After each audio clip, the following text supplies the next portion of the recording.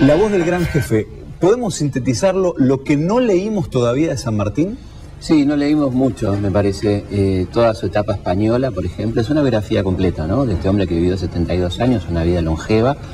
El libro se ocupa mucho de su etapa española, 22 años en el ejército español, un chico que entra a los 11 años, ya a los 15 tiene grado de oficial y tiene a su mando hombres de 50, avesados guerreros, y él es el jefe de esa situación, guerreando en el norte de África, en Argelia, en Marruecos, contra los bereberes, a la vez formándose políticamente, un hombre que le interesaba mucho la literatura, la poesía, la filosofía, la política, en un ejército absolutamente politizado como el español. Él está del lado de los liberales, por eso va a entrar a esas sociedades secretas, va a empezar a pensar en volver a su patria, ¿no?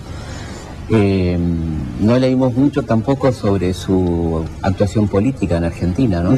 Tanto en Buenos Aires como ya en el rol de gobernador de esas tres provincias como San Juan, San Luis y Mendoza, un gobernador extraordinariamente moderno y eficiente, de alto nivel de eficiencia, y que además tenía la preocupación de formar ese ejército de los Andes, todo al mismo tiempo, ¿no?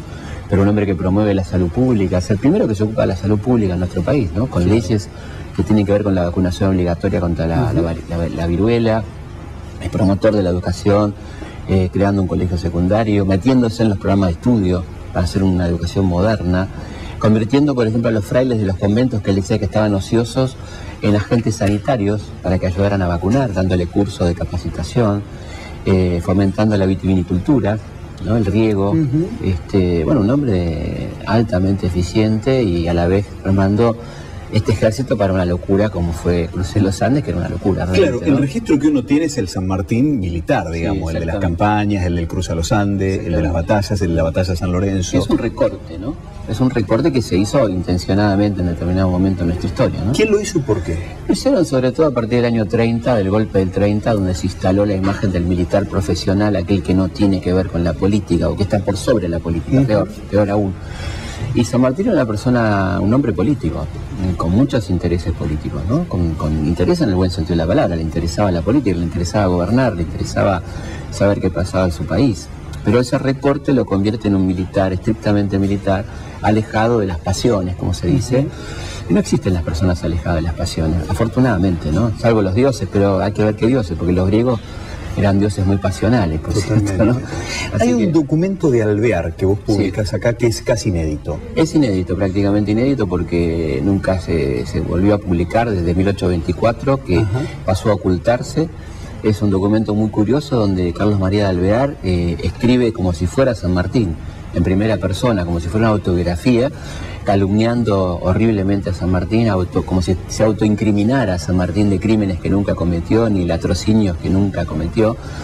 Es un elemento de propaganda inspirado por los rivadavianos. Alvear va como canciller de Rivadavia a Londres en ese momento para competir con San Martín, que va a Londres con la misma misión, pero San Martín mucho más seriamente, a conseguir el reconocimiento de la independencia argentina. Había que desprestigiar a este hombre muy prestigioso, extraordinariamente prestigioso. Inventan una biografía falsa que nunca se publicó, que la van a ver por primera vez en este libro, escrita por nada más y nada menos que Carlos María de Alvear, ¿no? Felipe, uno cuando habla de político, la gente puede ya confundirse, digamos, de la imagen que hoy tiene de los políticos. Pero te puedo decir, no, San Martín es un intocable, no tiene nada que ver con el político. Sí, como podríamos decir el fútbol y los dirigentes de fútbol. El fútbol es hermoso, los dirigentes dejan mucho que desear por ahí. La política es algo imprescindible, ¿no? Ahora, los políticos puede ser que no nos gusten algunos. Cuando hablamos de la política estamos hablando de la única herramienta transformadora que tiene el hombre, ¿no? Es la posibilidad de cambiar las cosas, y San Martín la concebía en este sentido, y él era un hombre político porque fue gobernante, y como todo gobernante tiene que ver con la política, y tenía aspiraciones. Él quería gobernar la Argentina.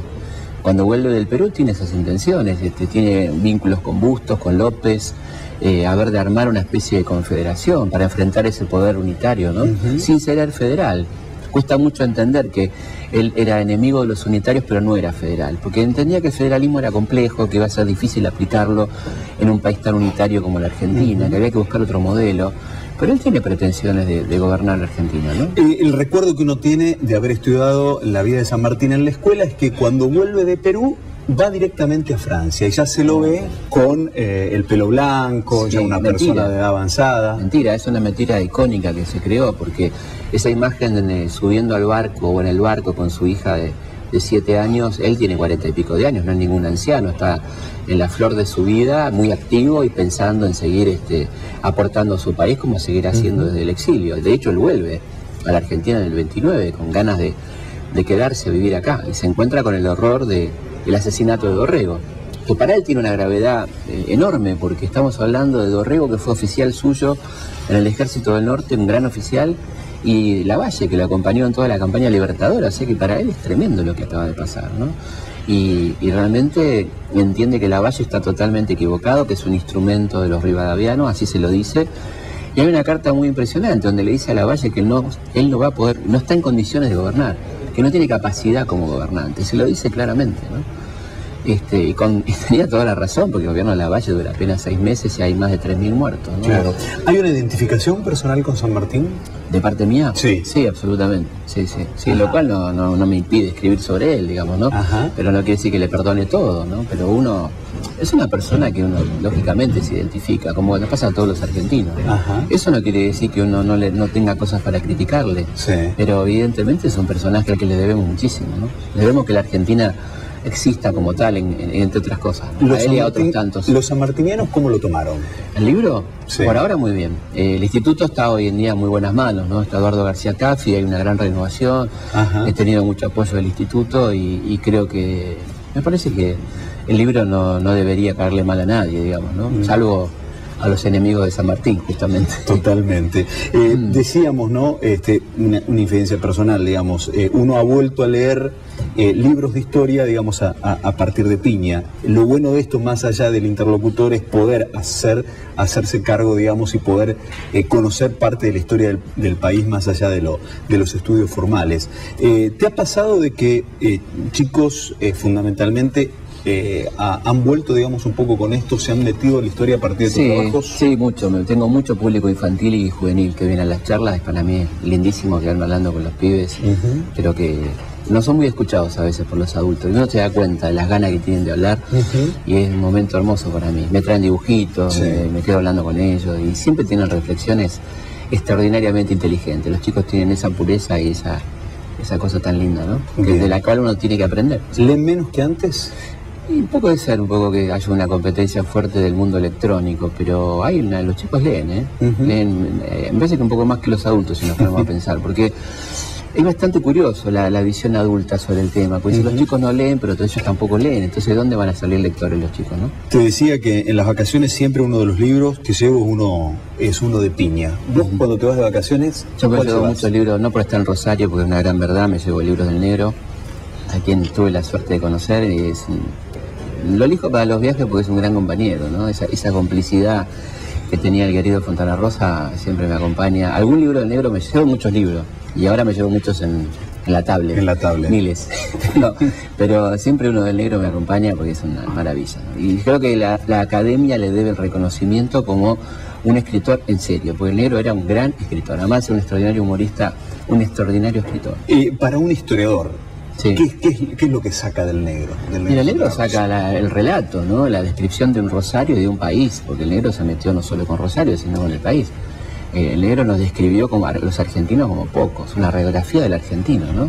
La Mesa de los Galanes es un despliegue de arquetipos argentinos extraordinario, ¿no? Creo que ahí aparece un poco esta capacidad que tiene el Negro. De un manual de soncera, si querés, también, ¿no?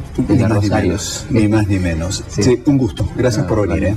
A las 7 de la tarde, hoy en el Centro Universitario, en el ECU, en el Museo Universitario, Felipe Piña presenta La Voz del Gran Jefe, su última obra.